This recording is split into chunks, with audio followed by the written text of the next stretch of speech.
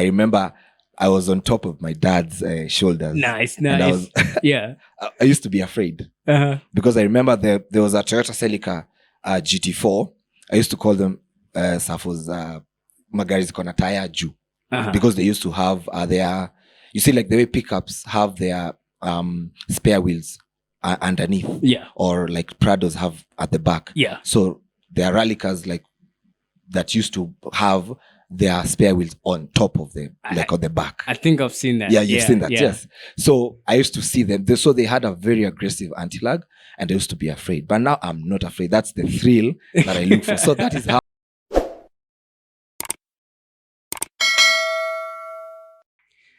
Hello, lifestyle bosses. Welcome back to Boss Lifestyle Club, the show that explores the depths of life's journeys and seeks to bring a little more excitement into your day.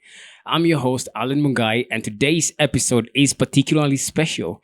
We're revving up the engines and diving into the exhilarating world of motorsports with a fantastic guest, Victor Kyula, who is deeply rooted in the adrenaline-fueled realm of racing. So buckle up, guys, grab a snack, and let me embark on this thrilling conversation. If anything happens where the tongue is kind of moving, just know I'm having a lot of sugars, and I'm hoping it's gonna explode with some of what happens behind the scenes of racing. So, Victor, it's a pleasure having you on our show. Thank you so much. I really appreciate being in this show. Thank you so much. It's a privilege, to be honest. I don't know if I should say this, but it's my first time ever being interviewed, especially on something that I'm so passionate about. Awesome. Yeah, you had that right. Yeah. So, just to be clear, did we pronounce your name right? Did I pronounce your name right? For those of you who wants to clearly understand. Yeah. I don't want to be held, captive by, that guy said somebody's name wrongly, Okay. Well, I understand your how you speak. Yeah. And it's a problem that many have.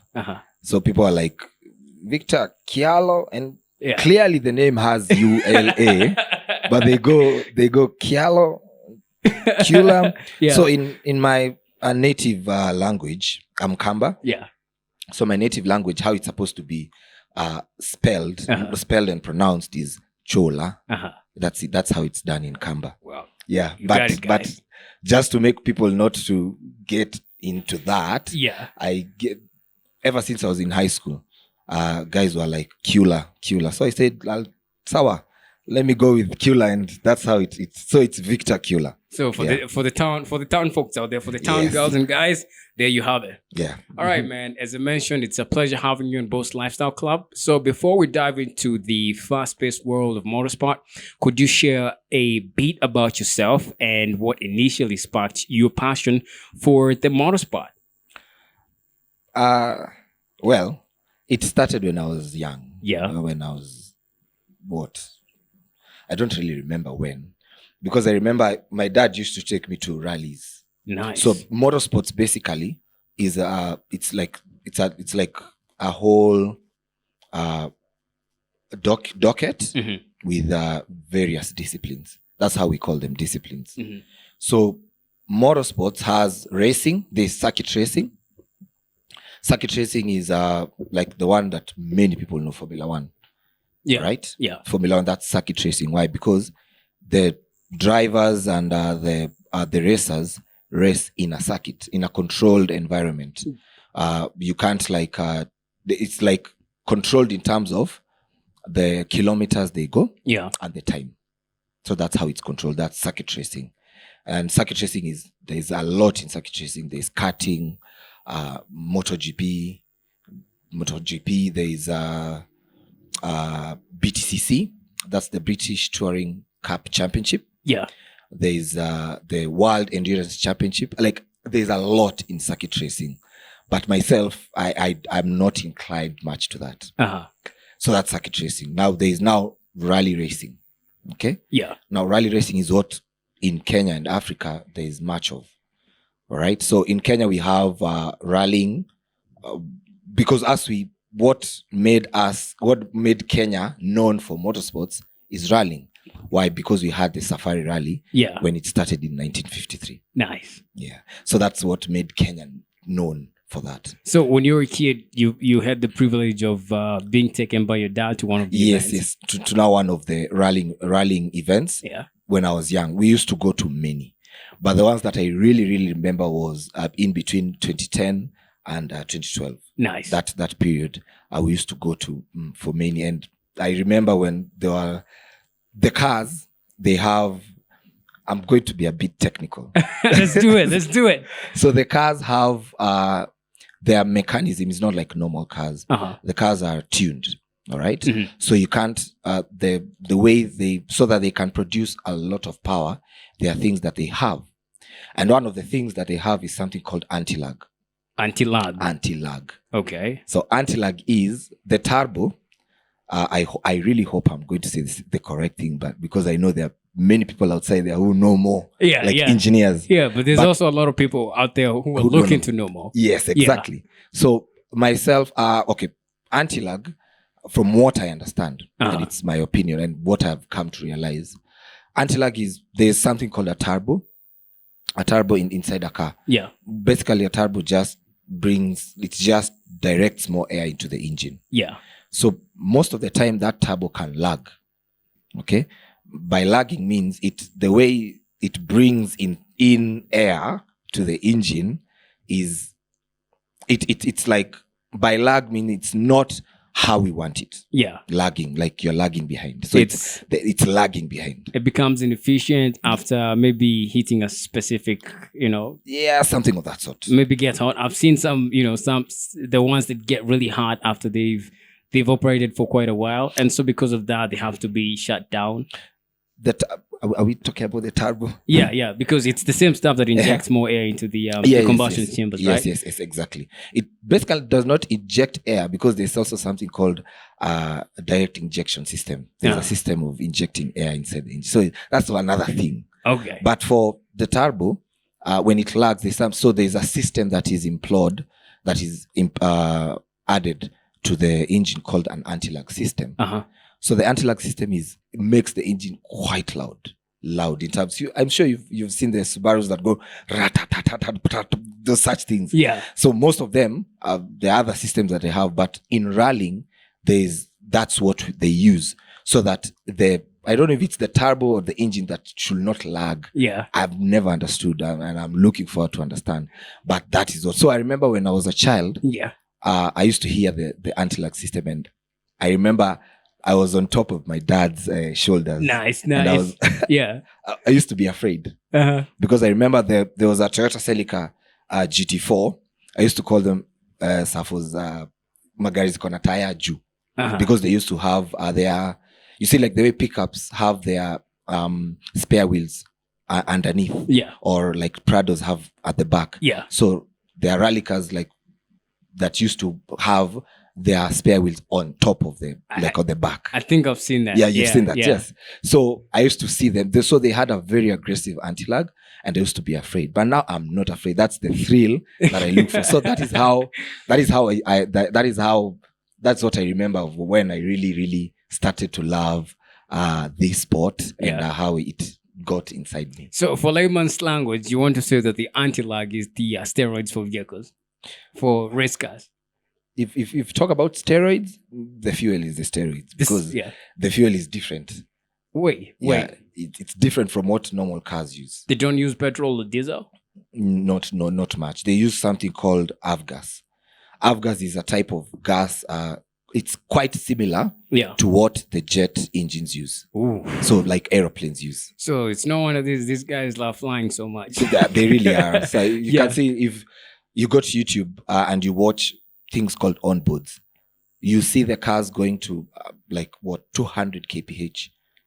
Oh, that's fast. 200 kph. I mean, on a closed track, 200. Yeah. Normal cars reach 120. Even this thicker superhighway that have come with, not many can reach 200, even 209. I remember there was one that has ever reached 209.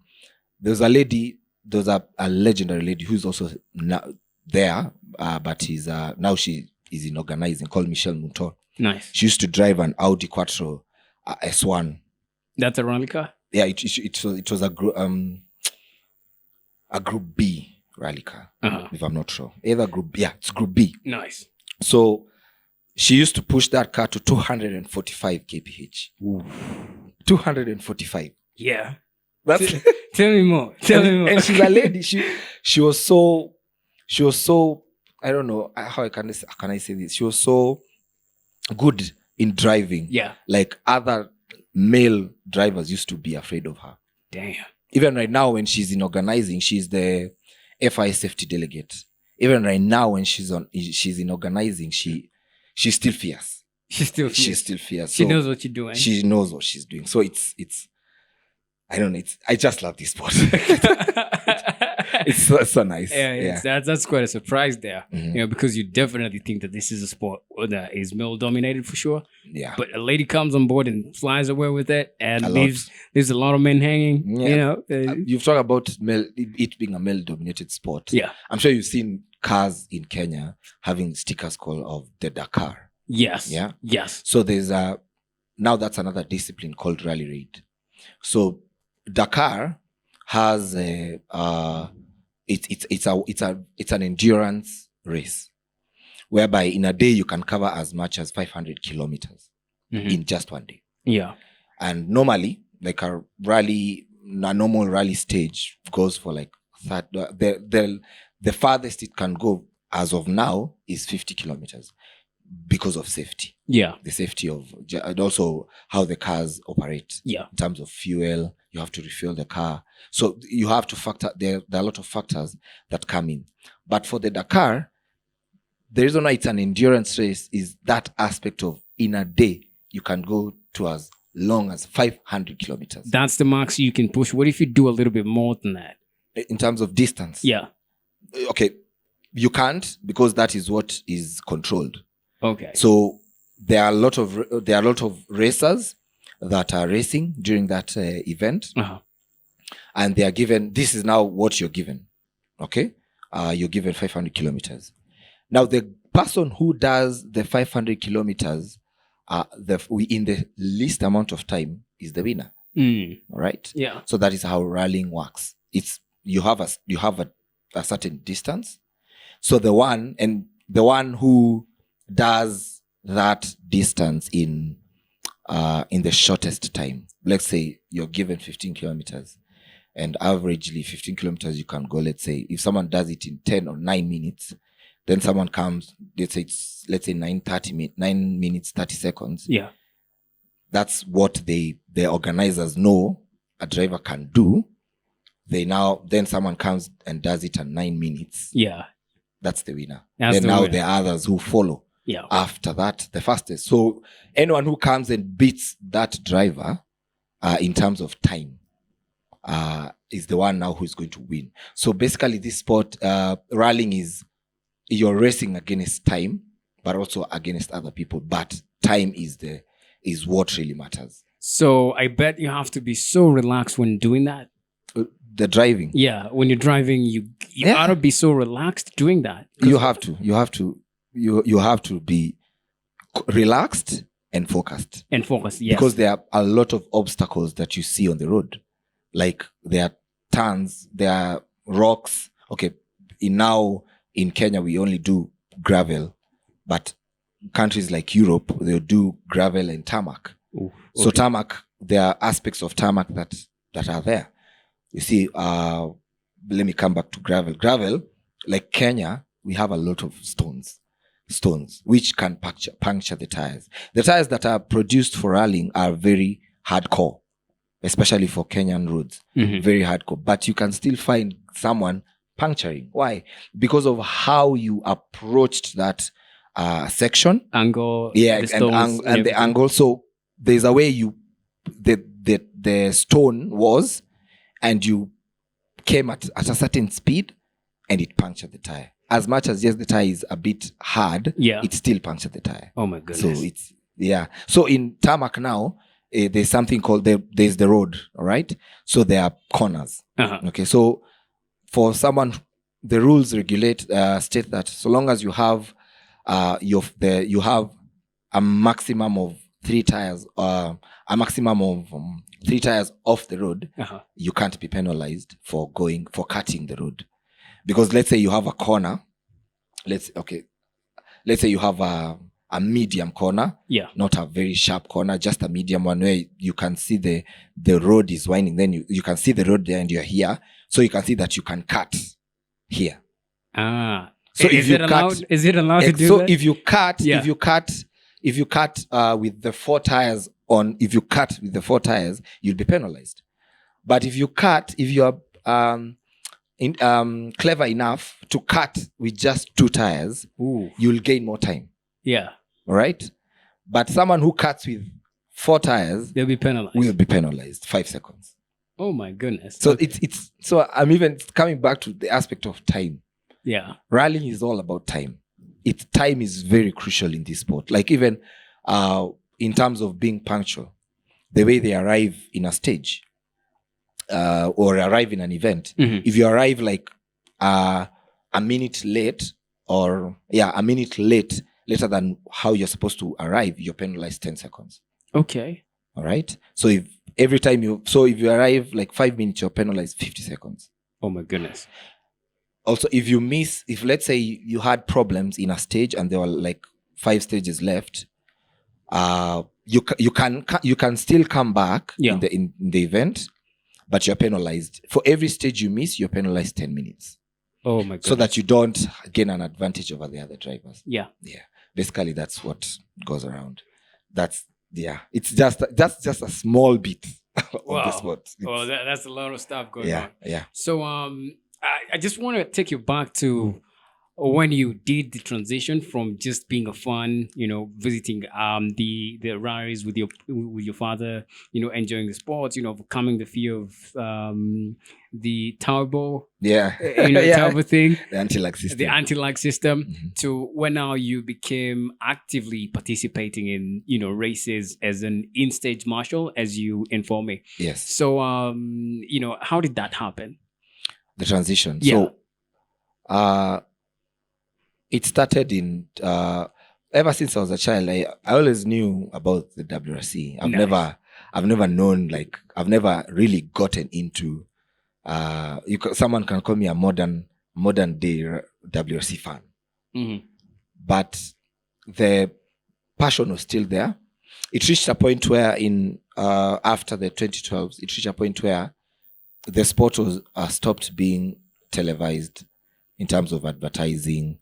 So even with my dad, we never used to know that there are events going on here and here. Yeah. So we used to miss a lot of them. So from like 2013 to around 2017, I think I just attended like 1 or 2 events. Yeah.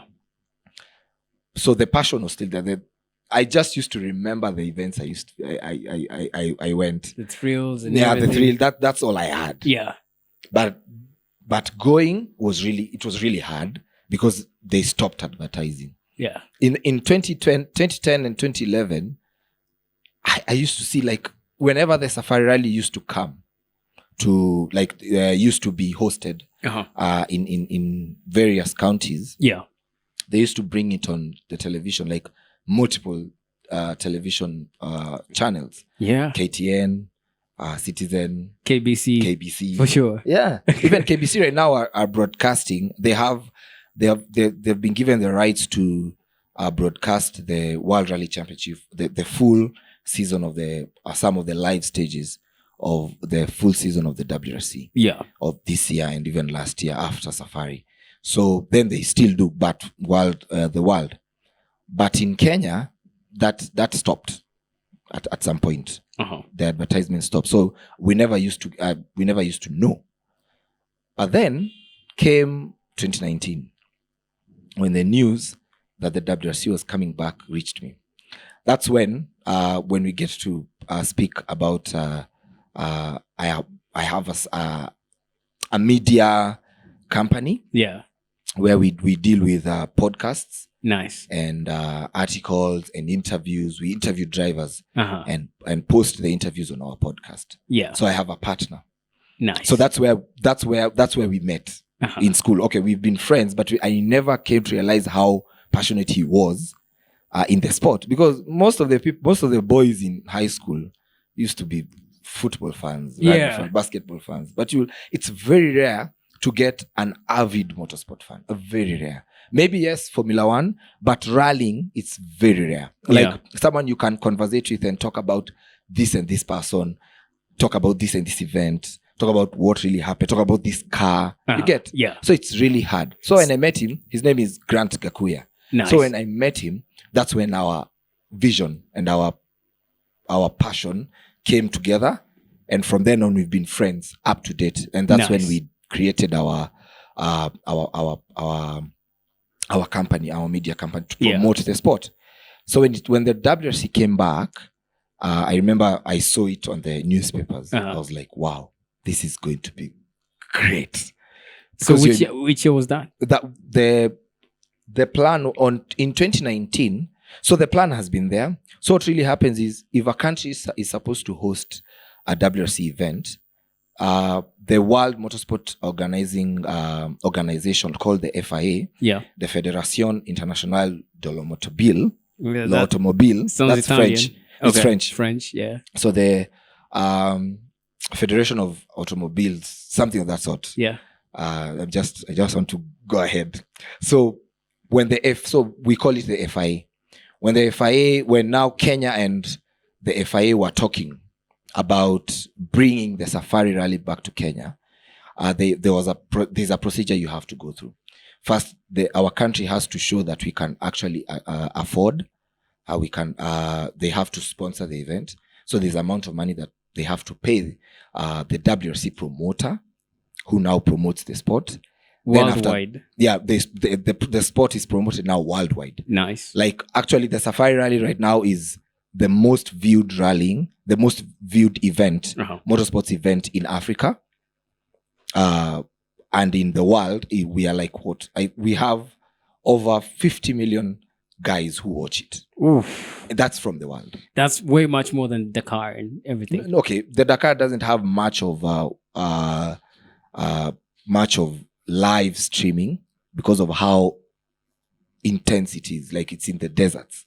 So having live streaming is really, really hard. Maybe helicopters, but live streaming, like videos and what have you and all boards, is very, very hard because of the aspect of it. It's just, that's like a whole other episode. In the middle of nowhere. It's in the middle of nowhere. Actually, there's a place called the Empty Quarter. Oof. Inside the event. Like it's in the desert in the Saudi Arabia. It's called the Empty Quarter, whereby it's just pure desert dunes upon dunes.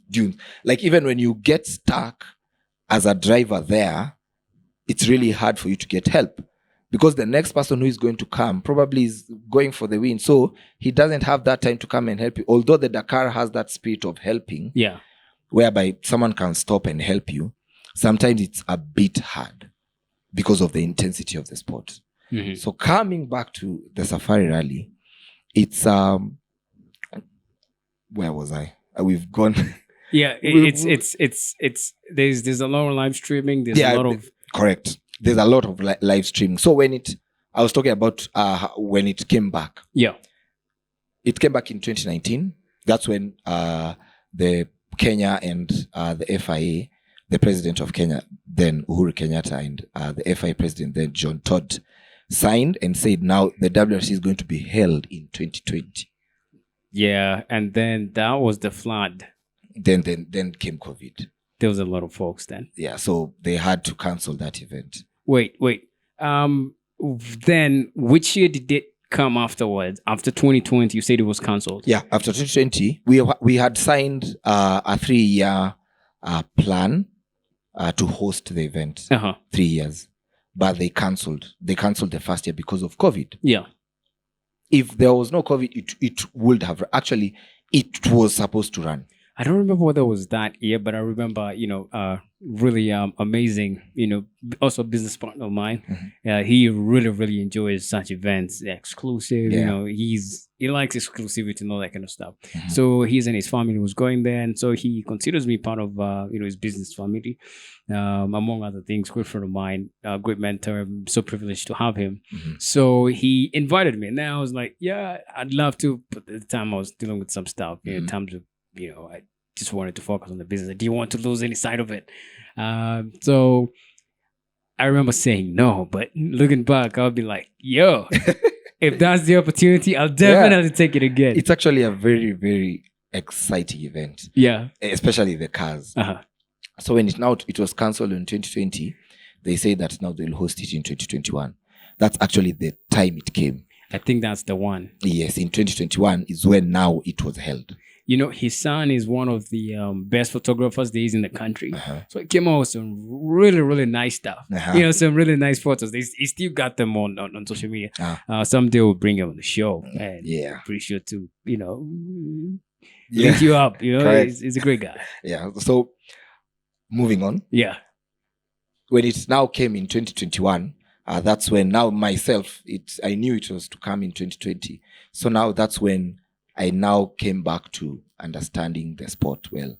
I've in 2020, the amount of information I learned just from social media, Instagram, YouTube videos, I learned a lot, especially the drivers, the modern day drivers. I don't know much of from when 2005, 6 going backwards. Yeah, I know a lot about from, let's say, 2013 to now.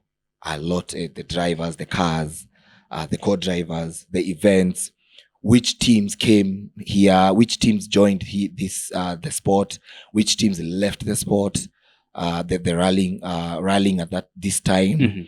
So that's in 2020. That's when I learned, I taught myself about this sport, and that's when the passion grew even more. Nice. It even burst. It went beyond.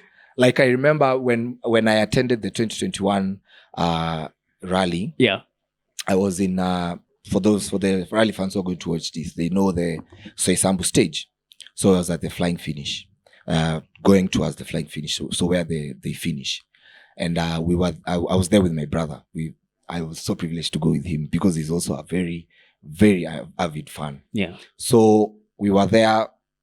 We arrived at 9 a.m. and we are now waiting for the cars. We arrived there at 8. We arrived at 7 because we were told the rule is if you're a fan, you have to be there an hour before. Yeah. Because now 30 minutes to the start of the stage is going to be live, and there's a lot of safety stuff that the safety people that pass through there to make sure that the stage is safe. Yeah. So when we were there, I remember we were with other guys we never met before. I never knew them, but before each car came, before I went to that event, I had kind of memorized the entry list. Nice. The drivers who are coming. And also I got the privilege to have the start list of how they will start that exact stage. So I knew who would come at this time, who will pass here at this time. And if they delayed, I will know why. Mm-hmm. You get? Yeah. So, that was happening because I also had my friend there. I used to tell him, this is the one coming and this is the one passing. This is the driver that is coming. This is the one passing. So like that. So guys around us were like, this guy knows a lot about this sport. And I was like, yeah, it's true. There was another lady that we sort of kind of were arguing, but not, it was a light arguing. Yeah. She was telling me, no, that's this person. And I'm telling her, no, it is this person. Yeah. Because I can see the car. Yeah. I'm seeing the livery. The livery is now the sponsors, how the car is branded. Yeah. And I know the type of car, the timing, and the livery. So you trying to tell me that it's not making sense. Yeah. And then when that part, the driver actually passed, she was like, yeah, you are right. You get? Yeah. So it's all about the passion. Yeah. It's the passion that really pushes me to do what I do on a day-to-day basis. So that is how the passion grew. Now that's up to when I was a fan. Now where I now changed from a fan to an instant marshal was in 2021. Yeah. The same year, but at the end. Now the local events, they're called the Kenya National Rally Championship events. Yeah. KNRC events, that's how we call them. The last event is it's called the Guru Nanak Rally. It's a legendary event. It's been running I wouldn't say it's been running for a long time. Yeah. So we attended because it was near Nairobi.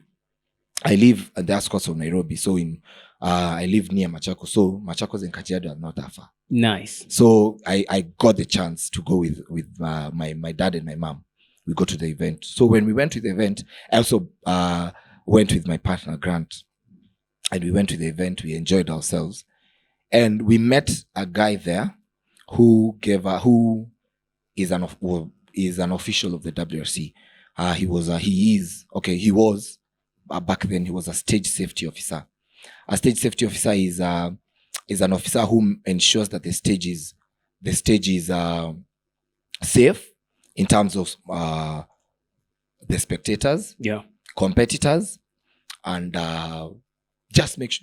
making sure that the stage is okay for the drivers to run inside. So when we met him, we had a conversation with him. Then, thankfully, he told us, "Take my number, then call me at this time and this time."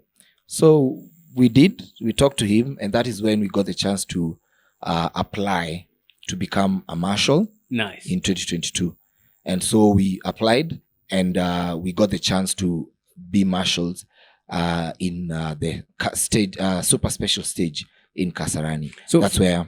For those of us who don't know what a marshal is, could you explain us in layman's language what that is? A marshal is like an officer. Yeah, is like someone who is tasked with ensuring that the stage is safe. Nice. So there are radio marshals, there are TIV marshals. Those are technical intervention vehicle marshals. Like they have these 4x4 cars, the 100 series that are modified with big all-terrain tires. Yeah. To be able to not evacuate, but intervene when let's say a car has crashed or cannot move, is immobile. Yeah. So they do that. So there are marshals also there. Then there's also radio marshals. Radio marshals are marshals who are placed specifically in a stage, and they are tasked with ensuring that stage, they know which driver has passed, and they are in connection with the HQ, the headquarters of the rally, where they now make sure that the rally is just continuing. They're also tasked in the WRC. They are tasked with, if a stage is either if something has happened in the stage, like further in the stage, and they are like let's say 10 or 15 kilometers or that's too much. Let's say they are like 2 kilometers before where the stage has stopped. They are tasked with either yellow flagging or red flagging. Yellow flagging is for circuit. Red flagging the stage. Red flagging means they tell the driver, the oncoming cars, to slow down. Okay. Then they are tasked with that, to slow down and relax, go slowly, because there's something that has happened in front. So go slowly. So if they are told that, if the driver is told that, and they go past a certain kilometers per certain speed, they are penalized. Ooh. Because they are now violating. They are now violating a rule, because you've been shown the flag. So if you now disobey that rule, that what you've been told, you get penalized. Yeah. Speaking about that, so that means in a rally, winning can also be circumstantial. Yes. Based on the dynamic events happening in the race. For example, if there's an accident that happens, before somebody else passes through, so the person has to be told, there's still onlookers on the way, or maybe there's a giraffe that got hit. No. Oh yeah. Yes. So I get what you're saying. Yeah. So if, for example, that driver was slowed down. If the driver was slowed down, he will most probably will be, if there are like 2 or 3 drivers who are slowed down by that rule. Yeah. And then later the stage was restarted, not restarted, but was they are not told now you can continue. Yeah. They can be returned for the time that they lost in that period. It can be brought back, recovered. Yeah, it can be recovered. Exactly. It's in something called they can be given a notional time. So they are given a notional or a bogey time. So whereby they calculate, the organizers calculate the time that was lost. Yeah. Then see how they can incorporate into their time. So it returns. But if a stage is red flagged and that stage now they can't run, if the stage is red flagged and the head of the event is called a clerk of course, and the clerk of course says this stage will not run, and that's it. So the ones that were supposed, if they like, for example, it's a route and the car has crashed or is immobile in a way that no other cars can pass. Now at that point, that stage will be red flagged and it will not run for the rest of the cars. But if the stage is some of what red flagged, then the car that was, or something that was making the stage not run is removed, and the clerk of course sees that actually this stage can continue. The drivers that were red flagged or slowed down at that point will be returned for time. So they can still basically they can still win the event. So in events where time the only time matters is when they are racing. Yeah, that's the only time events have been won by 0.6 of a second. 0.6 of a second. Yeah, 0.6. You can imagine 0.6. I don't even know how to explain that. Have you watched that? Fast and Furious. There's this point. Toretto, the guy Dominic, and the late guy Brian. Yeah, Brian Paul Walker O'Connor. That's the name, the stage name. So the first time they met, so the guy's racing, and they're just hand in hand. Who takes it home? Just about the line. So the only difference is there's one person who gets it there by seconds. Yes. And then the guy gets out. Obviously, Toronto wins. And then the guy gets out and it's like, yo, you're a rookie. Why are you smiling? I remember. I was about to win. And the guy was like, it's not about winning. It's about the driver who wins. There's a difference between winning. Winning is winning. I remember, I remember he said, Brian said when they finished, he said, dude, I almost had you. Yeah. That's the actual what phrase, he said. Yeah, the phrase he said, and that's Fast and Furious 1. Yes. The first ever movie. Oh my goodness, that was fire. It was actually, compared to the other Fast and Furious movies, I love the first 4. Yeah. Fast and Furious 1, Too Fast, Too Furious. Then you go to, I don't know where, but if you look at the time of production, they can conflict. But if you follow the movie, it's Fast and Furious, the Fast and Furious, Too Fast, Too Furious, then Fast and Furious 4. I don't know if it's 4 Tokyo. Yeah, the Tokyo Drift. I don't know if Tokyo Drift comes before. There's just that confusion that I've never understood. Then there's 5. Yeah. Fast 5. Then there's Fast and Furious 6. Then 7, where now Paul Walker didn't finish that movie. Yeah. Then there's now 8 and 9 and now X. 10. So from 5 and a little bit of 6, kurudi nyuma. Yeah.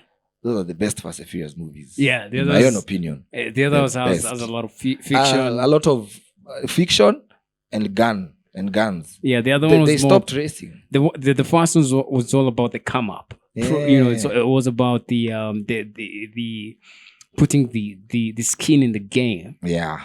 Like feeling the machine and everything. But I wish they went back to that. Like if they ever decide to do Fast 11, because I know the way Fast X ended. Yeah. Obviously, they're going to do Fast 11. I hope they do more of racing than the action.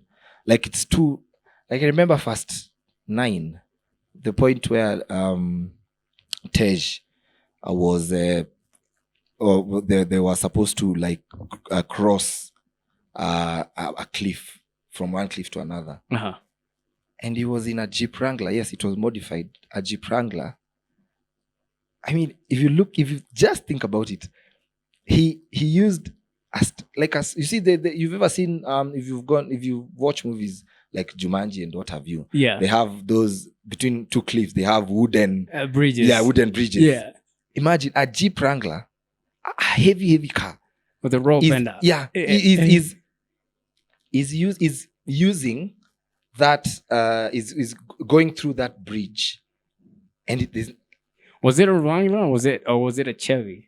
It was a Jeep. It was a Jeep. It was a Jeep. Because it was a Jeep. That was Toretto, right? No. That was Stage driving that car. Toretto at that point was driving the Dodge. You're saying Challenger. that point where they just swing with the rope or just move the gas They were- above the bridge. It's Fast 9 where they were now going from a cliff to another. Toretto actually jumped the cliff and Hooked the car on one wheel. and on one wheel. On the Whereas rope. now the guy, the lady who he was up against was her car was magnetized in an aeroplane, but he jumped. I don't even know if he knew that the car would have hooked, but he jumped and the car hooked and he went to the other cliff. So I'm like, this is too much lies. Promote. Yeah, it's too much. Just go back to racing. That's why we started watching Fast and Furious. Oh my But goodness. that is my own opinion. I think you're right about that. Yeah. The hit about Fast and Furious was the fact that they raced, they won. There was a heavy opposition, the cops, right? Yeah. There was intruders in between them, like the spies and everything, and the celebration that came with winning. Yeah. And the kind of cars they were driving. Oh my goodness! I'm telling you, I was so hooked. Yeah, me too. By the type of car, this Nissan Skyline, the boost that they were using, it was just insane. Especially the way they portray the battle between American muscle cars and JDMs, now Japanese design machines. Yeah. It's just amazing. The way Toretto, he's an American muscle guy. Yeah. Brian, he was a Japanese guy. He never knew any other cars. It was either a Skyline, a Mitsubishi Eclipse, or a Toyota Supra. Yes. You get, even when they were moving from the way they now produced Fast 6. Yes, Fast 6, moving from Fast 5. Yeah. The car he bought with the money they stole from Fast 5 was a Nissan GTR. The R35. Nice. Now there's the R34, 33, 32. They go back. But he loved the 34. That's what he used in Fast 4. Yeah. And the 35. That's what he bought. So that's where I loved more about cars. But coming back to rallying, it was me, the action that I used to go. Yeah. And going back to what we were talking about, in 2021, that is when I got the chance to be an in-stage marshal. Nice. And got the chance to marshal the 2022 WRC Safari Rally. So, other than the experience that you had before in 2021, which was, the lady, trying to, you holding ground and telling her, yo, this is the driver, this is the car, passing through. Mm-hmm. So, what other, moments and experiences from the 2022 WRC till date, that has left a lasting impression on you? There are a lot of instances that. What's that one? The big one, the one that when you look back, you always imagine it more than the rest. There are a lot. I'll give you 3. All right, let's do it. I have 3. Yeah. The first one was in 2021, and it was Adrien Fourmont. He's a French rally driver who drives for a team called M Sport Ford World Rally Team. Uh-huh. So at that time, they were driving the 2017 generation Ford Fiesta WRC cars. I don't know if you put pictures for people to actually see what I'm saying. Well, we can do that. You can do that. Good. Yeah. So I remember it was the second pass of that stage that we were in with my brother and my friends. And I remember, because it's like in the afternoon, it was not like as if it's in the morning. So you could hear the cars from afar. So I remember we were so excited to hear the cars. Not even the seeing was also fascinating, but hearing. Yeah. Because the way the cars are so loud, they use a 1.6 liter turbocharged engine. Nice. That car produces those cars then used to produce 380 brake horsepower. Oh. So the cars were, and then the fact that it's that type of engine, the cars were so loud. Yeah. So you could let's say you could hear them from 5 kilometers away. Oh. Like they were so loud. And that is what is still imprinted in my mind. That aspect of hearing the cars, even up to date. I'm still imagining. Also, something that I also happened in 2021 when the Safari came, so that you can see how much of a passionate fan I am. Yeah. What happens is there's a procedure before the action begins.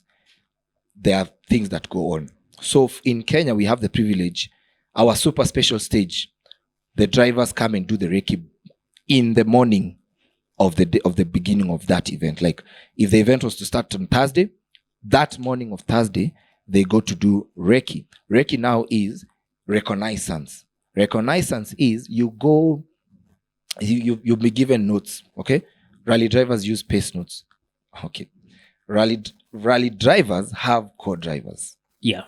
Why do they have co-drivers? The co-drivers have a book called, they have a road book and pace notes. Now, pace notes the road book is what helps them navigate through the whole event. They've been given directions. Like, you see, these people are from outside. Even our own local guys need the pace notes so that they can in a fast manner, be able to navigate through the whole event. Yeah. Then, from the road book, they can also liaise with the road book and create their own pace notes. But the key thing to create the good pace notes is recce. So what is recce is the driver and co-driver they have been told this is the stage that you're going to race in with the other drivers. So they're told go in the stage, like they are told do not pass 80 kilometers per hour. If you do, you get penalized, and you're penalized in monetary form. Because that is putting a lot of people in danger. Yes, exactly. That at that point, that stage is not live. There are no safety officers. So if you now overspeed or go above the speed limit, you will be penalized, and most of the time they are penalized monetary wise. So when they go, what happens is the driver calls out what he sees. He sees, let's say, this is how they say, 90 left, over brow, okay, such things. So the co-driver now writes it. So they do 2 passes of that recce. Now after they've gone the first pass, and now the driver has called what he's seen. Now the co-driver, the second pass of that recce stage, the co-driver now calls the notes to the driver, and they make changes where they do. Now, you see that at that point they're going 80 kph. Yeah. Now imagine the co-driver calling the same notes at 200 kph, over 200 kph. It's so fast. Like you can't even hear some words. That's why for a good rally driver for a good rally driver to actually win an event, they need a very reliable co-driver. Yeah. Who will call the notes, who will trust the co-driver to call the notes at specific times. Like, at this point, call this note. And most of the time when they call the notes before they reach to that point, so that the driver already registers in his mind that I'm going to take this corner or this point or take this jump in a certain way. Yeah. So that's what happens. So that's the recce. So when they did recce in 2021, they were now going back to KICC for the ceremonial start. I was there by 8 a.m. Nice. In the cold, waiting to just see the cars. And when I did see the cars, I was in awe, because the first cars were the Toyota Gazoo Racing Team World Rally Team cars. That was the 2017 to 2021 generation cars that came, and they were so nice. I remember I was so happy. Yeah. Like super, super happy. And at the same day, I was to have an exam. Yeah, at 2 p.m. And I was still there.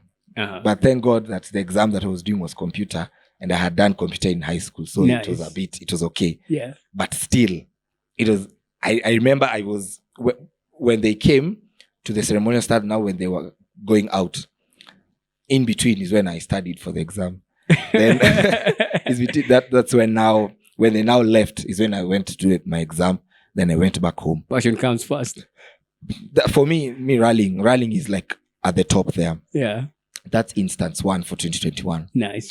Now 2022 is when now they came for the second time. Now this time the cars that they were using are not the same ones like for the before, because there was a change in the regulations, technical regulation. They were now using they were now told, now you're going to use hybrid cars. They have hybrid cars, so then the likes of Honda Fit hybrid, Toyota Aqua, Vezel, Honda Vezel, exactly. So now rally cars have the ones that are here right now are hybrid cars that are being used.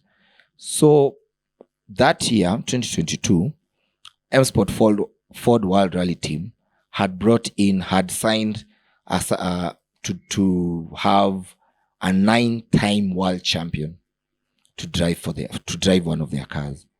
And us rally fans were so happy to hear that he was coming. I don't know if your viewers and listeners know, they can go and Google someone called Sébastien Loeb from France.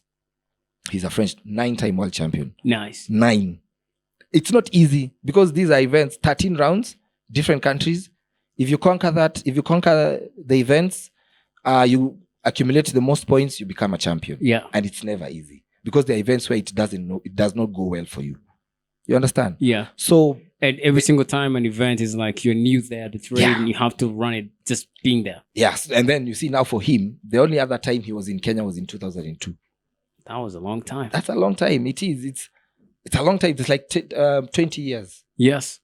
So when he came, the stage now, at that point, I was an in-stage marshal. So my stage is, the stage that I marshal is the Kasarani stage. Nice. That's where me and my friends, including my partner Grant, we marshal that stage. We ensure it runs smoothly because it's the first stage. So it's very, very crucial. If it does not go well, the event may not go well. You understand? Yeah. So when we finished there, we were told, you guys are now going to Naivasha and you're going to marshal other stages. So there are people who are not happy, as we were exhilarated. Hey, this is a chance to see these cars in action. Yeah. Because in Kasarani, it's a 4.84. You're seeing these cars from afar, billows of dust. The car is just, you're seeing the dust first, hearing also the sound.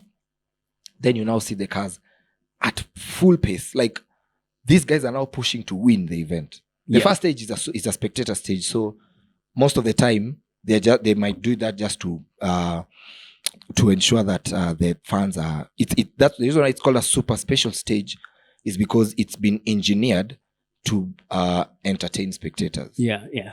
So we have our super special stage is one of like a few in the whole world that the cars go side by side, and they don't. In rallying, the cars do not go side by side. Yeah, they go in intervals, 3 minutes. If there's a lot of dust, the clock, of course, increases the intervals, so that now the driver who is going to come after will not be affected by the dust. So that is how rallying works. It's not side by side. Now there's something called rally cross, where now the cars are side by side. But in rallying, normal rallying, the sport of rallying, the cars go in intervals, and the intervals might be increased or decreased. Yeah. So now when the 9-time champion came, he was in our stage. That stage, now it's in Friday, after I've marshaled my stage on Thursday. In Friday now, the Kedong stage. Kedong stage? Kedong, yeah. Kedong. Still in Kasarani? No. Kedong is in Naivasha. Okay. It's in Naivasha. It's called Kedong. It's on Friday. Very nice stage. Like, it's very nice, and it's 31 kilometers long. Yeah. So he came. Now at that point, there is I hope I'm going to describe this in the best manner. Where I was standing, there was I was in where a point where you can see the cam, it does like a small winding. No, it comes, then it's a straight. But the straight, at some point, there's a winding, whereby many rally drivers may brake so that they can pass through there easily. So see, there are drivers before him that passed there. When you mean brake, like speeding or like brake, like slowing? Go slow. Okay.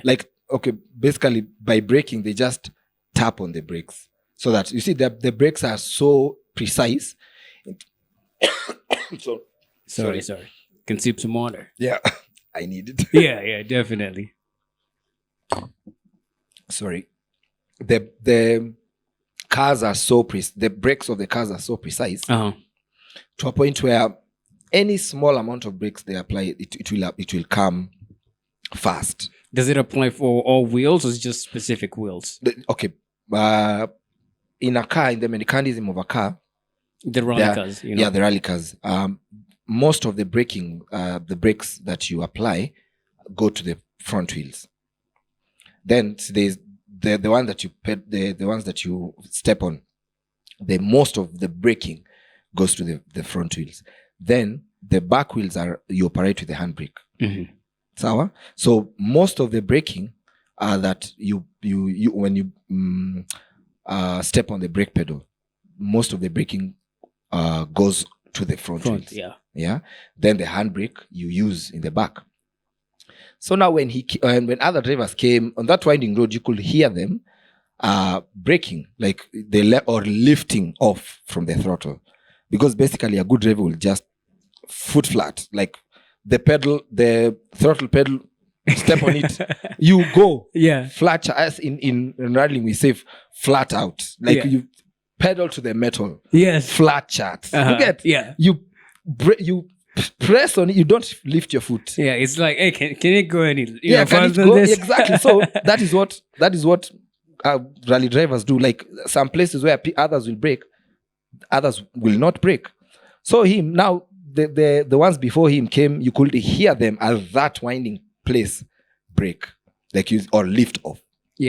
Because the car comes, then you hear, then it goes. Then they continue. He came at that point, because I could hear, and I know how these cars work.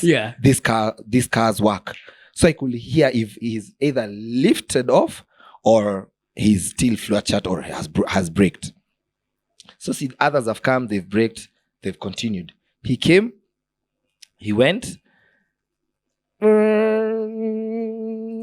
You still hear him go. At that point, you could still hear him, like, because it's a winding, so you can hear the car like wind. Like screeching. You could not screeching because it's gravel, so not screeching. But you can hear it when like the way you can hear a motorbike go like that. So the car, you could hear it go at that point, and it still continues. Then at the end is when you can hear the braking, where others are also braking. Because now it was now a 90 right, where now it was a hairpin 90 right, where now they are turning right. But so at that point you have to brake to like 5 or even 10 kilometers so that you can turn, because you can't turn at high speed at a 90 or a hairpin or a 90 right. But him at the winding, he didn't brake. What point? Did not brake. And that, it's still in my head. Same year, now the next day, Saturday, we went to, as marshals, we went to Sleeping Warrior. It's in Naivasha. There's a place called Sleeping Warrior. That guy sounds like a speed maniac. It's not a driver. It's an area in Naivasha called Sleeping Warrior. Okay. No, I'm still at the winding. Hey, that guy, no, he's a 9-time world champion, so he knows whatever he was doing. Not many did that. Now coming the next day, now it's not him, others. Sleeping Warrior at the end. Now we were also at the flying finish. At the end, there was it was a sort of a flat out road, a piece of road where the cars can come flat. Then they had to turn left to go right.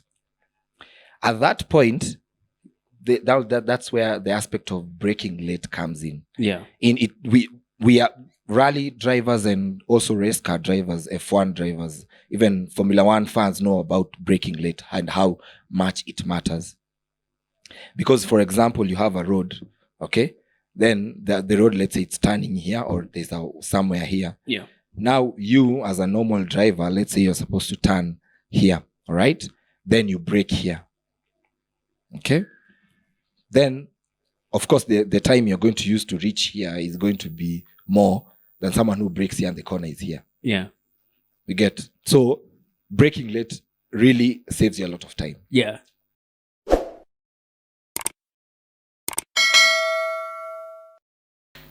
All right.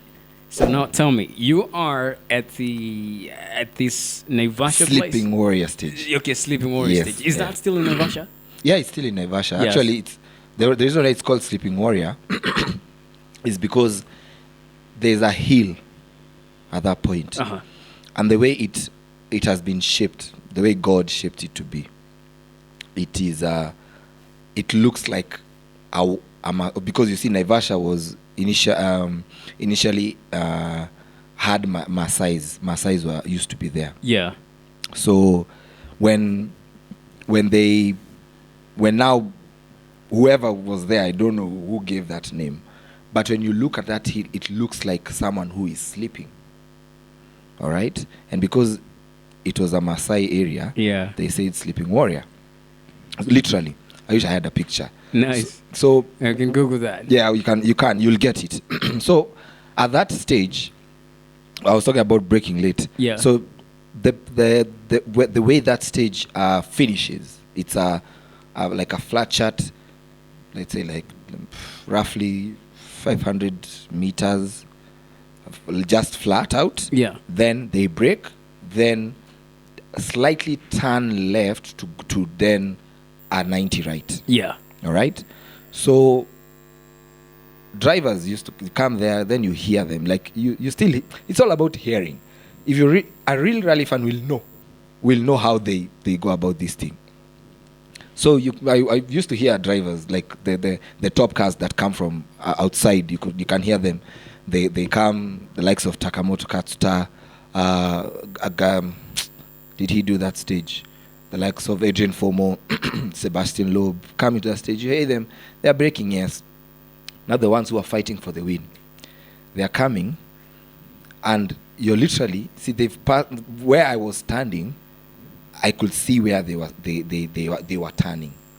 So I'm like, they come, then they go past, and you expect them to brake somewhere, but they don't brake there. They don't brake at that point. They brake in front of that point, almost at the end to turn. Oof. At the end to turn. So they're literally putting their lives on a break. Yes. At the end to turn, so that you're literally you're hearing they are going flat chart. Then you hear the car brakes, and then the anti-lag system is so. Those cars have also their anti-lag system is so aggressive, like it just does something to your body. It does a lot of things. So I remember the adrenaline wise. Yes, yes. The car when it brakes, the anti-lag you hear it. So at that stage, there were two drivers who really impressed me and how they braked. One of them was Cherry Neuville. He braked. He came. No, the one who was before. Yeah, he came and braked. Came. You see him. His many would have just accelerated just a bit because it's almost to the end. He was flat out, flat out. He went. You're still hearing because you're still hearing. Yeah. You're still hearing. Then you hear the braking. Then that's the point. You hear the braking. Yeah. So that he did that. Then came now the one who was leading the event, Kalle Vampera. He's a Finnish driver, young guy, 22 years of age. Nice. And that guy is also mad, mental because yeah. Because that guy has, I don't know if I should say this, but he has big balls, very big, like. They are so, I don't know. They're brass. Yeah. The guy came, and he's the same one who also impressed me last year. Nice. He came, did the same thing, but in front of where the other one braked. In front. Like, Wow. That's you're insane. wondering where these guys, because others you could see where they are braking, then they turn. You could see. Yeah. You could see. But them, the two, you couldn't see. Because they've gone in front of where you expect them to brake. That's like more of a sport for them. That's like Yes. more of life. Because you see them, that's what they live off from. Them, and it's something I'm going to talk about hapo mbele. Yeah. Them, they are called paid professional drivers. They're actually contracted by top manufacturer teams like Hyundai, Toyota, Ford. They actually bring them, tell them we are going to pay you this money, but you also come with your own sponsors and what have you, but we will pay you this money. So then they actually paid. Yeah. Okay, so that's why they do this so seriously, and things that you wouldn't see someone who is doing it for leisure do. You understand? Yeah. So because them, it's a life for them, and it's, if you are a champion and if you win a certain rally, you bring airtime and you bring traffic to a certain company. Like Toyota, the sales of Toyota went up when Toyota won the championship 2022. Was that the Toyota Yaris model? Yes, the Toyota Yaris. Not the exact model, but that is what they used as a basis to create the WRC cars. Yeah. So generally, Toyota manufacturing cars, the cars that Toyota manufactures, their sales went up in certain places of the world. That is 2022.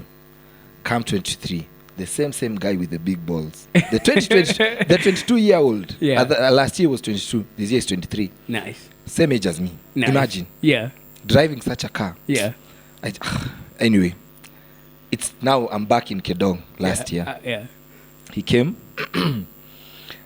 Where I was standing, you could see two sections, a straight and another straight. Yeah. All right, but this first straight was the one that you just I don't know. I was just amazed. Uh-huh. He was the first car on the road, so you could see the car is coming because it's a straight. The car was going fast, like super fast. And because in rallying, if you're fast on the road in a gravel rally, basically you are sweeping the road, removing the loose surface that is on the road, creating a more grippier surface for guys behind you. Oh. The more the grip you get, the more faster the you car. run. Exactly. Just like in circuit racing and what have you. The more grip you have, the more stable the car is, the more faster you can go. The more less grip you have, the more the car does not grip itself in the road. So you feel you even feel like, I'm sure you're a driver, so you feel that you anytime you drive a car, you feel the car. So then they feel the car. But he's fast on the road. Basically, the ones who are further back in a rallying event are the ones who win a stage, like are the fastest. But him, fast on the road, Kedong, with the way Kedong is, it's one of the most difficult stages in the safari, especially in 2021 and 22, where not many people finished. But 23 last year, most of the drivers finished. He came as like you could see the car moving, and then to make it more interesting, there was a helicopter behind. So he was yes, it was also just to follow the car, but you could see the car is super, super fast, and it's going almost the same speed as a helicopter. Ooh. In the air. Yeah. So you could see it was so nice. And then you could even see there's places where you as a normal driver, like let's say it's a gravel surface, there are like places you're going to brake to go over, like a bump or something, like a small bump. Like when you go to shags, there's some small bumps you brake so that you go over them. You could see the car going, and it's in high speed, super high speed, 200 kph. That's what I'm going to use because I don't know what he was using at that point, but 200 kph. You could see the car going, like, jumping, like going like this, shaking. at that speed. How are you No feeling braking. at that point? How are you feeling? I mean, I was in awe. Or which part of your body was like, you were feeling like, My heart. Yeah, My yeah. heart was like, do fast? I think I would have shed a tear because it was so nice. Yeah. Like, I wish I was inside Yeah. to feel, because that car was going at a speed. I don't know how I can explain it. The way I was feeling. It's like the first time you ever, I don't know, you ever ate a sweet. Like you feel so nice. Yeah. But it's more than that. Like add 200 times of that. It was you could see the car go. Euphoria. Yes, something of that sort. Yeah. That it was so beautiful. Like it was so beautiful the way he was pushing the car, the way it was going at that speed, and he's not faltering. And he's at that age, which comes when he's 22 years of age. Yeah. And it's there's something I love talking about even when I'm talking to guys. In Kenya, rallying, most of the motorsports we do in Kenya is basically leisure. Yeah. Because of how the sport has been engineered ever since it started in Kenya. But something I am advocating for is to transition guys from it being a sport of leisure. Okay, generally it's a sport of leisure. Mm-hmm. But there are people outside there who are paid to drive. They are paid to drive. And those are the ones who push the limits. Push to the limits. Because they are paid to drive. So they are told, you do this, give us a win, and then we will pay you this amount. But most of the time, it's never about the money. It's about the bragging rights. If you're a champion, now in rallying, we have championship. Yeah. Championship is based out of a series of events. Like in the World Rally Championship, for this year, there are 13 events. So whoever accumulates the most number of points out of the 13 events is the champion. Maybe he's won or has come second. Maybe he's won here. There's a lot of factors that come in. That's all another episode we can talk about. Awesome. So yeah, you let us know in the chat. Yeah. What contributes a winner in WRC, yeah, in the rallies. Let me know what you're gonna say. So it would be interesting. It would be interesting to hear from you as well. So we continue. Yes, please. So when the champion wins, when whoever gets the most points is now declared a world champion. Now that's World Rally Championship. Yeah. In Kenya, we call it the Kenya National Rally Championship. So whoever wins, whoever accumulates the most points, it's all about points from any event, either by winning or coming second or whatever they did to get the points, they are called champions. Then there's Kenya, Africa, and the world. Now, us as Kenyans, the ones that really matter for us in terms of championship is the African Rally Championship and the Kenya National Rally Championship. Now, the ones who actually win these things are people who do it for leisure. All right? But when you go to countries like countries like Portugal, France, Italy, Finland, most of the people there are paid to drive the cars. They are paid like a team. They're told, you come drive and we pay you. In Kenya, it's just an individual. And that's why it's very expensive. Kitambo, it used to be there. Like when now in the like 1994, that's something I remember, when our own Ian Duncan won a WRC event in 1994 because he was driving Toyota. There are also other legendary drivers like Patrick Njiru, mm-hmm, who are given cars by Subaru, who are told to drive this car. Also, there are many other drivers who I know, in my mind, I know that they were given works rally cars, but I don't know which rally, so I don't want to mismention. Yeah. I don't want. So now at this point, because we are doing it for leisure, that's how we created SafoPod Media with my partner. We said, let's create SafoPod Media And our agenda is, one, to promote the Kenya National Rally Championship and the African Rally Championship, mostly the rallying, because that's what we've grown to know, to the world, so that we can now attract people and show people that there are drivers in Kenya who are professionals and they can do this. In 2016, 2013, 2014, there are teams that were there, good teams, and guys can go to YouTube and go search for Big City Studios for the highlights of the 2015, 16 and 17 Kenya National Rally Championship events, and see that there were teams that were there. There was Cabras Racing, Multiple Racing Team, and Kibos Sugar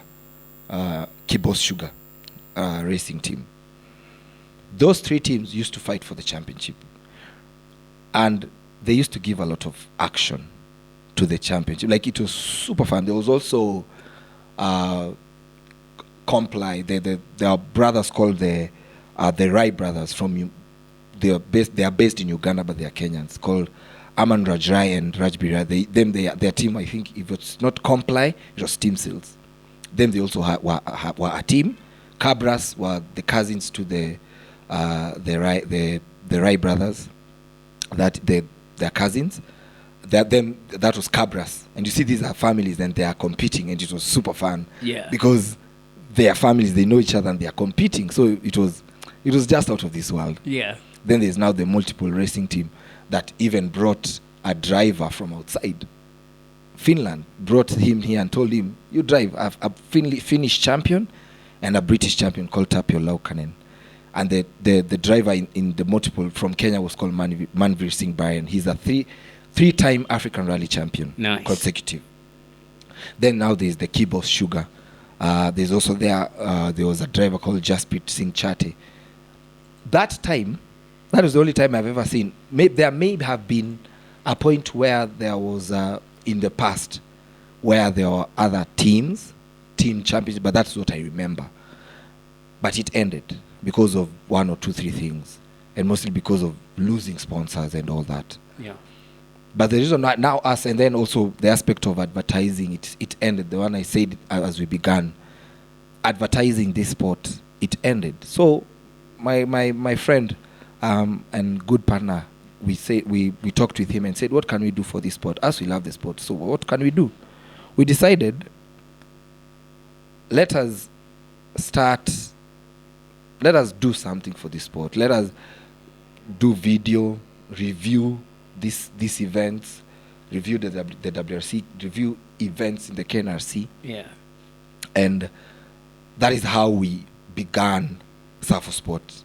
And I'm sure that there's a question you have in regards to that, so I'm going to let you ask it. So that's the name of your company? Yes. SafoPod. SafoPod Media. Yeah, so definitely you'll tell us where you're definitely available on that. Yeah. So when it comes to the WRC, which rallies, do most of your fans enjoy? Which rallies when it comes to WRC? Yeah, the one that you've covered. The one that people should definitely, when they're coming out to look at something, they ought to come for. So the WRC, like I said, it's the World Rally Championship. Yeah. It's events around the world. But at this point, the calendar is more of Europe. Yeah. But they are trying to go back to going to around the world. But I think we have a lot of car fanatics, so Yeah. that shouldn't be a problem. As long as they're hooked up, they'll definitely find They might go. So yeah. Most fans, what you've asked about. Okay, ask the question again.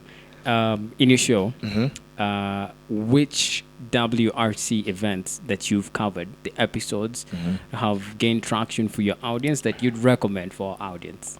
For definitely, it's our own, the Safari Rally. Yeah. Because that is what we have. Nice. We are the only country in Africa to have a WRC event. The only country in Africa, and our event is one of the most live streamed, in terms of people actually wake up to watch, because it's super fun. Yeah. The Safari Rally began in 1953 as a coronation of the Queen of England in 1953 to celebrate the coronation. So ever since then, the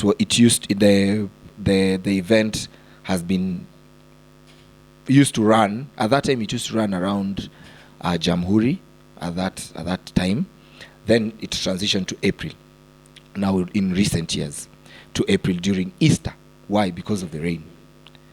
The Safari Rally is known because of rain and mud. That's why even this year, the president of Kenya instructed the organizers to take it back to the season of Easter. March. Because at that time, but with this climate, I don't know if it's going to rain, but they anticipate there will be mud. Safari, in those times, used to be 5,000 kilometers long. 5,000 kilometers long. And when it started, it's the Safari Rally, but it used to go from Kenya, Uganda, Tanzania. Yeah. It used to revolve around that. Then, because of safety and issues here and there, it now came back to Kenya. Now it stayed in Kenya. But still, when it is still in Kenya, it used to go from Nairobi round the country. You go to Kisumu, Meru, Nyeri, Nyeri. You go to Western, come back like that. Mombasa, then come back. It used to revolve. I can't say the actual route, but it used to go round the country. That went on up until 2002, when the event had to now come out of the calendar because of lack of sponsors. Sponsors pulled out and other issues. But the main thing was lack of sponsors. So that's why this event needs a lot of sponsors to actually run. It's not a cheap one. It's not cheap. So as of now, that's when it now came back in 2019. Yeah. In 2020 it was to run, but because of COVID, it didn't run. But now it has been running from 21 to 24. Now 24 is when it's now going back to March, the time of Easter, anticipating for mud. So for your fans, one thing I can tell them, go for the WRC.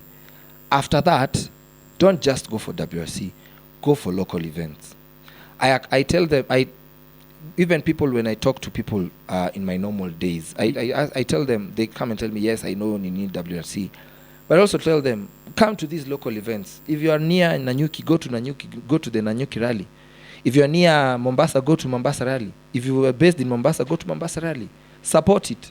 Because the more fans we have, the more sponsors are going to come back to the sport. Yeah. And the more drivers that are going to come back. Because now they're seeing the sponsors are interested. They are looking for drivers. So there are no drivers. Drivers come back. Right now, there are a lot of drivers who have parked their cars in garages. They're accumulating dust.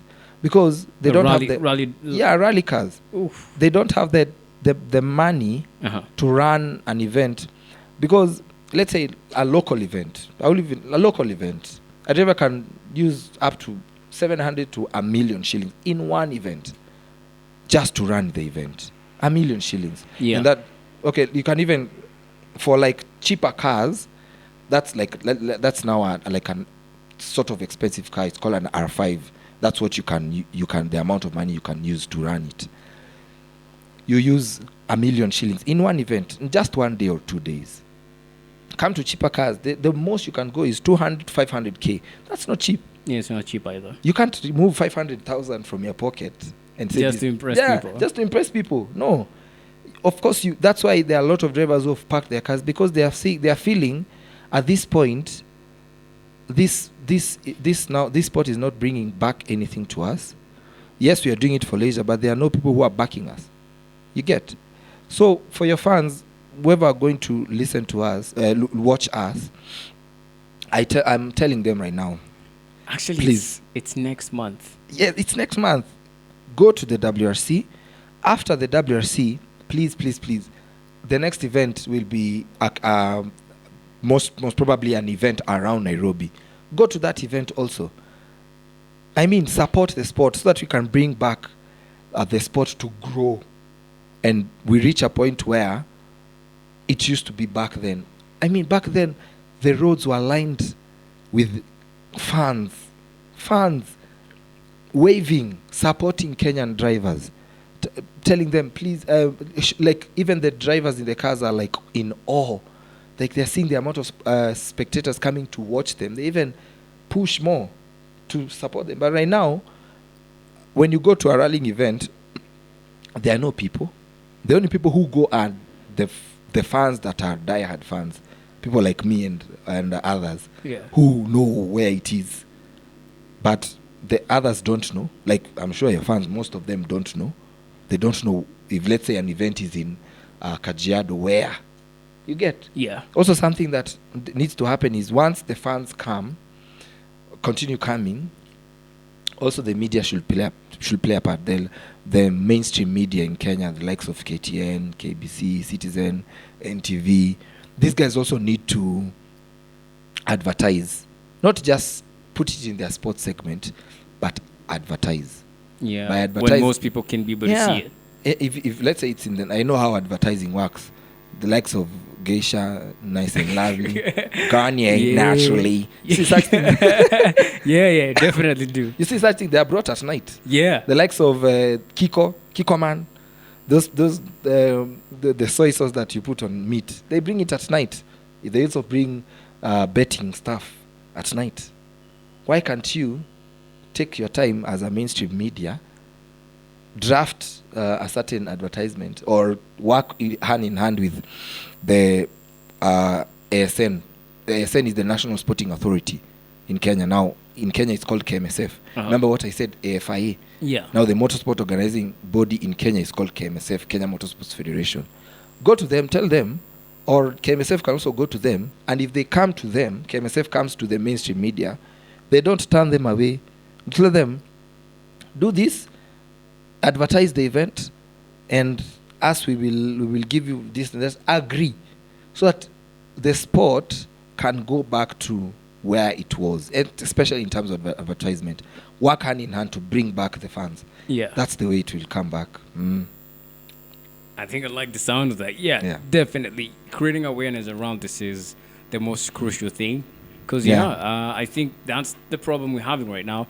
But it's a problem that is becoming short of, because last time, every single time WRC happens in Kenya, it winds up leaving trails of getting known more and more and more. Because I haven't witnessed anybody that went there that came back speaking ill of it. Yeah, but I know what you're saying. But see, that's only the WRC. Me, I'm advocating for the local. Apart from the WRC is very important. They are local, tournaments? Yes. The ones I've told you, KNRC, Kenya National Rally Championship. Wait. That's local. How many has there been this year? Last year? No, for this year, the events haven't started, but there's one that is going to happen. I hope when they see this, it's going to be at that next weekend in Eldoret. So if you're near Eldoret, go to that event. Look for it.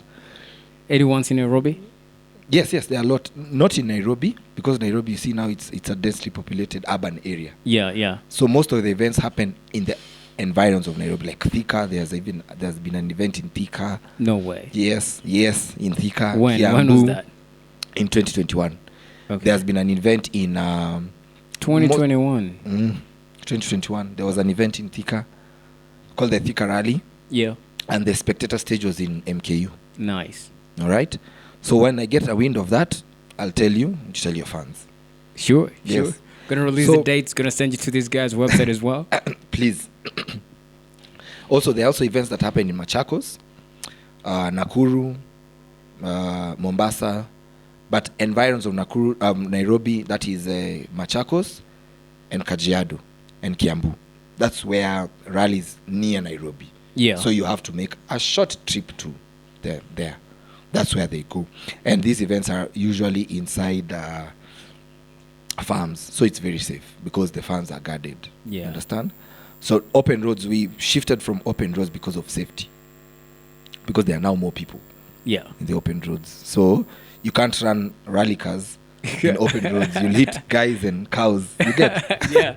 Yeah. So it's, in a nutshell, my for your fans, and I will still reiterate this, I pray so much that the fans, if fans know people in mainstream media, we talk more about it being advertised in mainstream media, get it back there, and us will do our part. Us will talk more about it, write articles, do interviews, talk to the drivers. Yeah. I mean, if you go to talk to drivers, many of them, that's what they want. They want sponsors to come, and the sponsors are saying, where are we going to be advertised? You're not recognized. You don't have a culture. Exactly. We are not recognized. We can't see. We don't know where we are going to be seen. Yeah. You understand? Yeah. Then the fans are saying, where are these events? You see, it's all about, it's interconnected. And it's all about communication, and it's all interconnected. Yeah. So, but the biggest player is the advertising part, the media. The media have to advertise these things so that when the fans see, the fans go. Yeah, and it's Then powerful. I mean, if they were able to stop the femicide movement, or start something of sort, bringing a culture which can bring the country way much more intimately, and in fact decrease this level of insanity we're having out there. Yeah, totally agree. There are a lot of things that you can see myself, because I am really outspoken when it comes to motorsport. Yeah, I see in media, and I'm like, you could have used you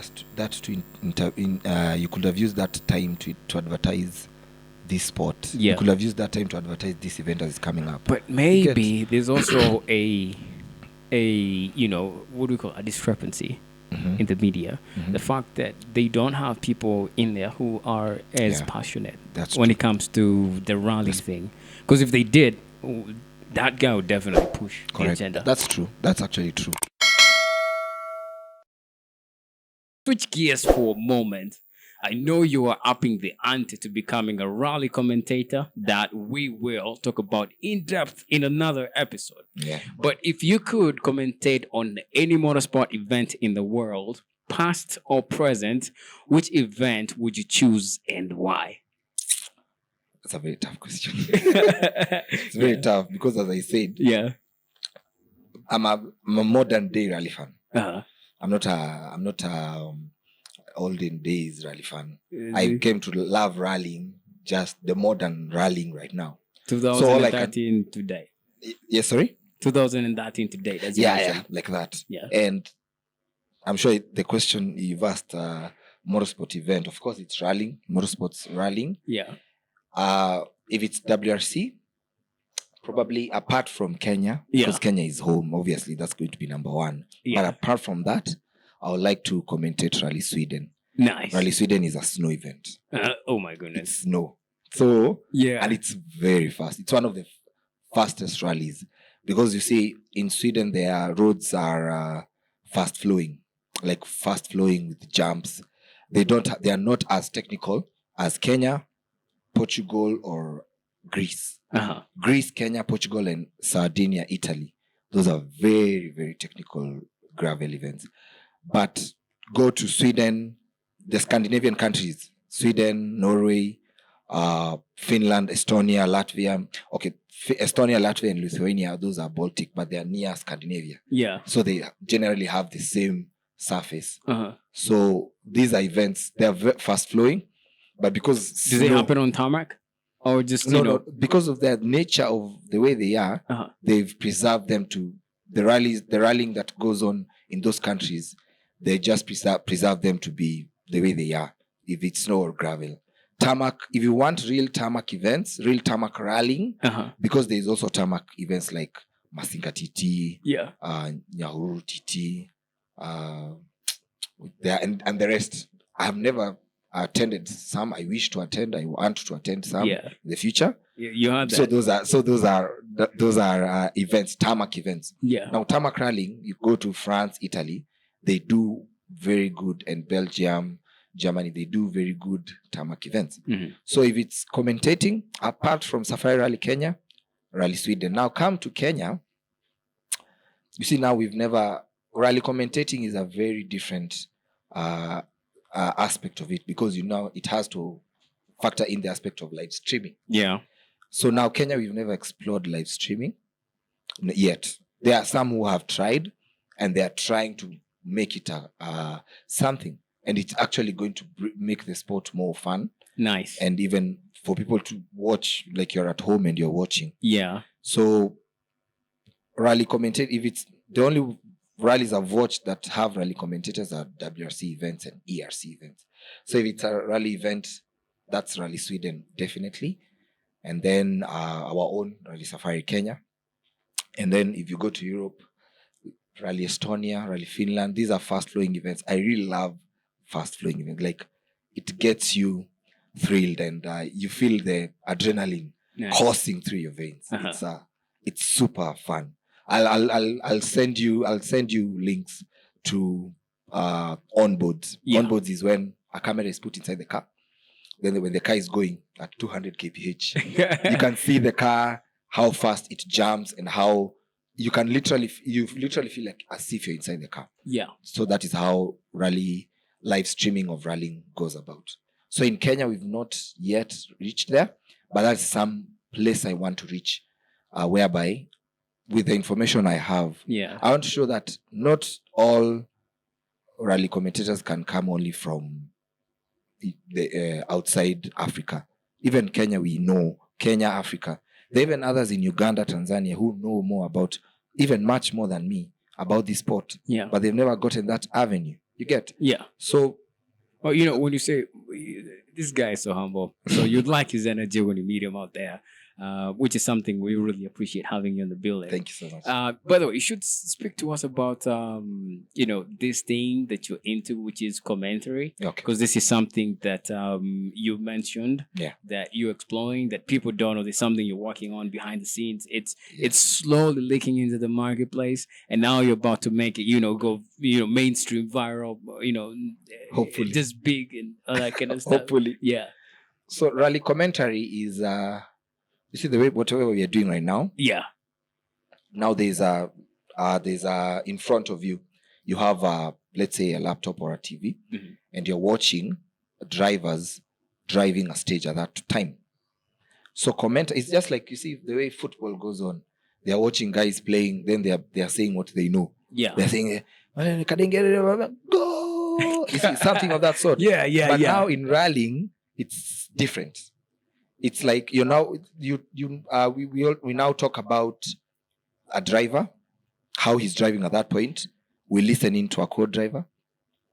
We then we now talk about, if let's say we are seeing him. Now there's something called splits in live streaming of rallying. Splits are, if there's a driver, of course, I told you when we began this episode at the beginning, we talked about rallying being a time factored event. Yes. Whereby you're racing against time. So then the intervals of drivers, there's a driver who went 3 minutes before another driver, same stage. So the split is factored in this way. The driver, let's say at kilometer 10, all right, passed there at, let's say, this time, took this time to reach there. Then another driver does the same thing, took this time. So you can, when you minus the two, or when you calculate the two values, the two values of the two drivers, now that's a split. Like, it's a split between one driver and the other. Like, this driver took this time to reach there. This one either took 2 seconds more to reach there, or even passed that guy's time. Yeah. All right. So those are also things we talk about. Like, where then we say, why has that happened? These are the reasons why, like that. But for me to reach there, we started with my partner Grant. We started SafoPod Media, whereby we are talking about just like what we are doing right now, interviews. We do interviews with drivers. That's something exclusive. Yes, that's interesting. We do interviews with drivers. Yeah. When we go to an event, the most events we've ever gone to are autocross events. That's where in Kenya. Still here in Kenya. Yeah, in Kenya. We hope in the future to go outside and do what we do best. Yeah. In Kenya, we've gone for autocross events. It's a little bit hard to go to local rallying events because of where they are. Yeah. You see, like Mombasa, and then as we live in the outskirts of Nairobi. Yeah. It's hard. And we are still young guys. We don't have the finances and sponsors to get us there. You'll get there. I hope so. Yeah, yes, you will. I really hope so, because that it will be a dream come true for me. Yeah. So we do interviews with drivers. We also do reviews and previews of rallying events around the world. Yeah. Our podcast is called SafoPod Tour the Globe. You heard that, guys. SafoPod, SAFOPOD, Tour the Globe. The reason why we called it that way is because we are not just going to be talking about rallying in Kenya. Uh-huh. We're going to be talking about rallying around the world. So this is a podcast for rally fanatics. Yeah, rally fans. But we also looking towards going to other motorsport events like karting, tarmac, time trials. Yeah. We go to those autocross, rallycross events. Also motocross events. In short, the reason why we created SafoSport Media is to promote motorsports in Kenya, to revolutionize guys from thinking motorsports is just about it being leisure. Yeah. I really want it to be something that guys pursue as a hobby. As a career. Yeah. Right now, remember when we were talking about paid professional drivers? Yes. There's none from Kenya. Not Kenya, none from Africa. None. Okay, you can go to South Africa. South Africa, they do the Dakar very well. Their Toyota Gazoo Racing South Africa development team. They develop some of the best Dakar rally cars you can ever get. The Toyota GR Hilux T1 Plus DKR. That car is super cool. It's won. Okay, it's the recent one, but over the years they've done the best. They've been the best so far. Nice. That's in my own opinion. They are going well. They are doing well at that point. And even at that point, they have now paid professional drivers. Yes. But there's nothing to cater for rallying. Nothing. So we want drivers to start thinking of going to become paid professional drivers. Yeah. Just that is the main goal, to people to earn from racing. Motorsport. Yeah, from racing, from rallying, from everything. I think that would be the best thing for a guy behind us, a steering wheel. Yes. Would ever think of. Like, they will be so happy knowing that, yes, they are fighting for a championship and so. Yeah. But they also know that they're going to get something out of it. And not just guys, it's also girls too. Yeah, like you see the way the likes of this guy, Michael Olunga, there's this like Dennis Oliech, those footballers from Kenya, even the ones who run. That is also something I always ask myself. Why is it that our own rally drivers, when they go to represent us in Africa, they're never recognized? They're like, in terms of monetary wise, they're never recognized. I've never seen. Yes, they were recognized in the last Jamhuri event. It's Mashujaa, I don't remember. The one that I think they were recognized. Here in the country or international? Here. In terms of recognition, I mean, you see the way the lady who ran and broke records. What's her name? I don't know. Somebody tell us. Yeah, tell us in the comments. Yes, definitely. She ran and broke records. I keep forgetting her name, but I know her. I can see the face. She came back home and she was given 5 million because of breaking a record. Us, we have over like more than 5 African rally champions, and I've never in my life I've never seen them being recognized by the president of Kenya. Yeah, at have this money, you've won for making us proud. You've made us proud. You've gone to Zambia, won there. You've gone to Rwanda, won there. You've gone to Rwanda, Burundi, South Africa used to have an event there, but they pulled out because of financial issues. Okay. They've gone around Africa, being the best in Africa. Representing us? Yes, representing us. There are even others who've gone, there are junior drivers who've gone to Europe. Yeah. Done amazingly well. But I've never seen them being called by the president and be told, here, this is because of representing us. I don't know why. Is it because they think that because it's an expensive sport, They don't have to chip in. They don't have, but they do, because these are people who are doing this from their pockets. Yeah. From their pockets. And they really need that boost.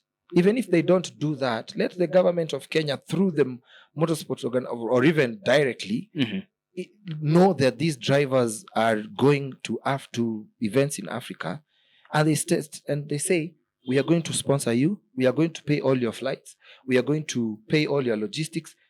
What you just need to do is cater for your servicing of the car and do the best. But everything else, accommodation, transport,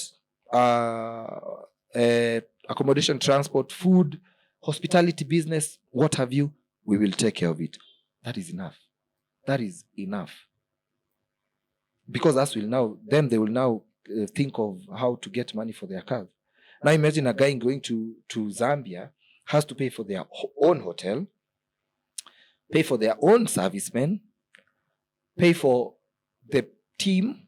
They, like, as statistics I was given by the 3-time African Rally champion, I was told, like, he was using as much as 100 million in a year. 101 million Kenyan shillings. That's a lot of money. That's a lot of money. 100 billion. That's 100 from his pocket. $100,000. $100,000. Yeah, $100,000. Like, in just a year, 1 year, 100 million.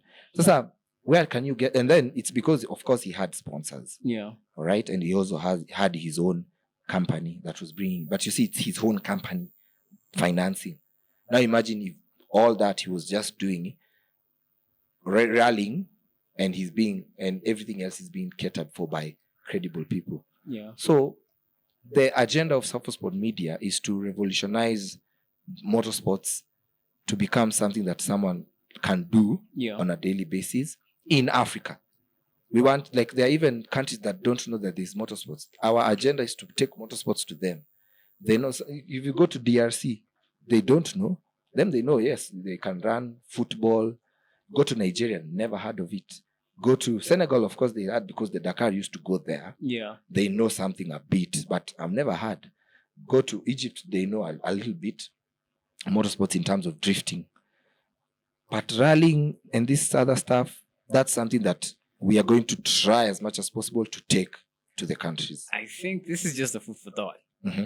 I think it would be nice to have all these countries in this continent that we live and have a being in, which is Africa, have an interconnected network, with each country, and seeing vehicles like have our own kind of sport that everybody from everywhere wants to witness. That's one thing that would bring so much pride, into our own culture is Africa. Because Africa has been the only segregated continent there is. And the only reason is because we have segregated ourselves from each other. So if we just open our borders, I think you're on the right track on your mission. Actually, that is what we hope for. Yeah. We hope countries stop thinking that they are their own. Yeah. We need to work as a... You see, like Africa, we need to... You see, the reason... Okay. We have to reach a point where we understand that we are Africans. And for us to make it as Africans, we have to come as one. Yes. You understand? United. And we have to be united, move as one. So some things like this, we have to understand that they have to work. We have to. Yes. There's no other option. Yeah. We have to come as one.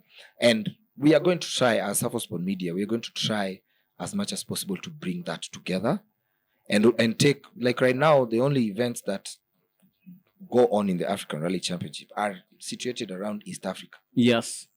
As we want to take rallying to go up to, like, we used to go to Ivory Coast, but because no one used to go to Ivory Coast because they are doing it out of their pocket, because it's the most expensive. Ivory Coast is in West Africa. That's very far because you'll have to connect. You want to go direct. And even if it's direct, it's expensive. And if you're taking your car, you're shipping it or taking it by plane. And that is expensive. Yeah. You understand? Yes. If we had such people who will just come, we are going to do this for you. Even Kenya Airways just say, we sponsor you. This is how we are going to sponsor you. we are not going to give you money, but we are going to take your car. We are going to cater all of your transport around Africa. That's on us. That is enough. It's not about, sponsorship is never always about money. Yeah. It's about understanding. What can I give you? A handout. Yes. What I know I'm going to give you is marketing. Yeah. Because I'm going to win this event. And when I win, they will be like, I saw Kenya Airways on the winning car. That's how sponsorship works. Yes. I saw winning on that car. Like that. So when we create that culture, we'll get to that point where sponsors and the motorsports will grow in Africa. And even we'll now be able to compete with the likes of Europe and Australia. You see, like places like Australia and New Zealand, they are down under, but they are still thriving. Why? Because they worked as one. You understand? Yeah. They work as one. Me, that is my prayer. That Wow. is why we created SafoPod Media. Well, where can people find you? Where can they find your company? Mm-hmm. So, as of now, we are still, we just started last year. Very interesting. Yeah, we just started last year, but the vision has been there. We did a video after the safari in 2021. But funny thing, it has never been aired anywhere, even YouTube. We've never aired because I don't know what happened. I also don't know what happened, but you see, these things happen. So as of now, we are found on Instagram. Mm-hmm. That's SafoPod Media. That's us. Whenever you see updates, podcasts, we are there. Also we also do articles. That is the link is safopodke.wordpress.com. That's our link to the article section. Then we also do podcasts. Yes. Podcasts, as I've mentioned, it's on Spotify. That's SafoPod to the globe. So all this is trying as much as possible to revolutionize the sport in Kenya and then Africa. But we also have our own challenges, definitely. Like the recent interviews that I've been doing, there are some that I've been doing. Yeah. Then my phone just records 34 seconds. And yet we've talked with the one I've interviewed, we've talked with them like 28 minutes. Oof. And the phone records 34 seconds. We invested in microphones. The microphones that we're using, they are those that you clip. Lavalier mics. Yes, those ones. The output that comes out of them is like you are speaking with someone on the phone.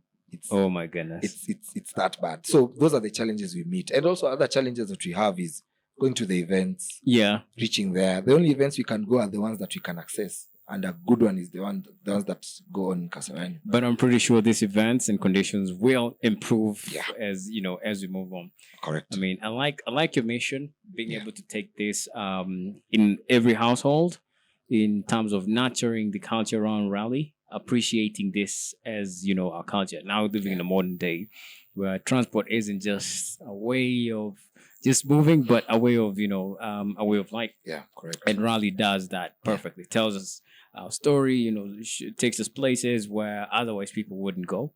Yes. And now you are on the mission to take that in every household, not just in Kenya, but around Africa. Yes. And even the world. The world. That's the goal. Well, it's been a pleasure. Thank you. Interviewing you. I look forward to having you on another episode. Yes. And I can't wait to see you in the next rally event. Thank you. I know this is my first time ever being interviewed. Yes.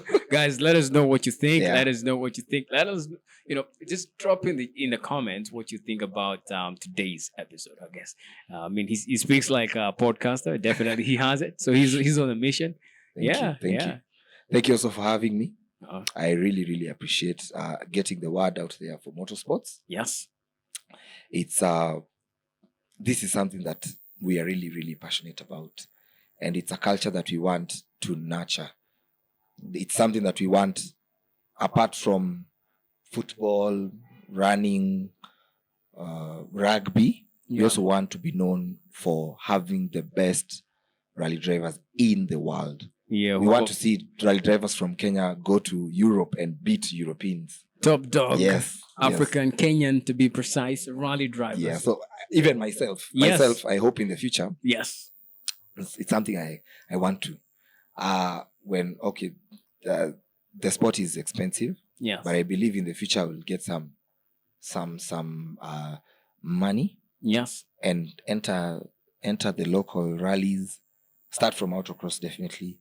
Enter local rallies, then hopefully in the future become an African rally champion. That's one goal. That's one box I have to tick.